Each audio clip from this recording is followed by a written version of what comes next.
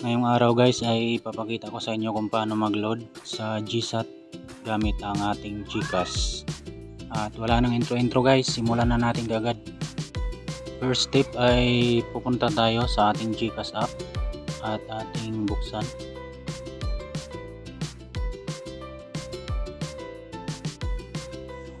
Pindutin natin yung load at dito pipindutin natin yung non-telco.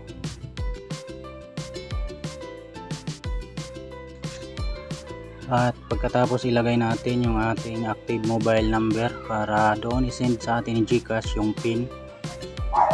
Pindutin ang next. At dito guys, pwede rin pala tayo mag-load ng signal. At hanapin lang natin yung nakalagay na PTV guys, at ito yung ating pipindutin. And then scroll down, scroll up. Hanapin natin yung GPinoy 99. Piliin natin itong GPinoy and then click buy now. At pagkatapos guys ay mapunta tayo dito sa payment. So pindutin lang natin itong P99 pesos. At pagkatapos ay lalabas yung kanyang resibo.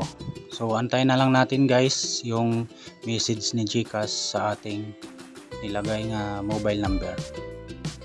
At pag nag-message na si GCash guys, i-open lang natin yung message. At dito naman guys ay i-copy natin tong pin na binigay ni GCash dahil magagamit natin yan mamaya. So i-copy lang natin guys and then proceed tayo ulit sa sa browser, kahit anong browser ang meron sa cellphone nyo. At dito sa akin ay gamit ko ay Chrome, at i-type natin yung GSAT, then lalabas yung GSAT web loading. So yun ang piliin natin, then click natin tong web loading. At pagkatapos nyan guys ay mapunta kagad tayo dito. At dito naman guys ilalagay natin yung box number.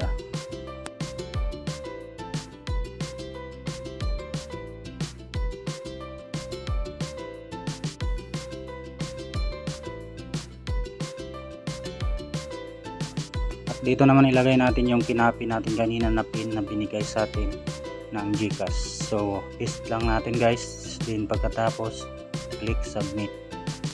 At pagkatapos nating ma-click guys ay mapunta na tayo dito. Ibig sabihin na send na natin yung ating request.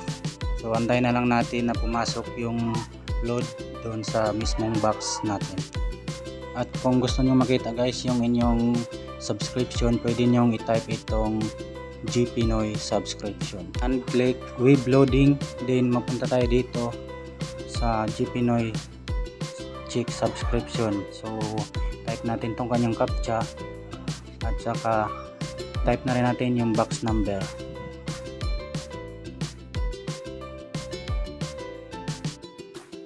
Then click submit, at saka dito guys makikita na natin yung ating subscription record.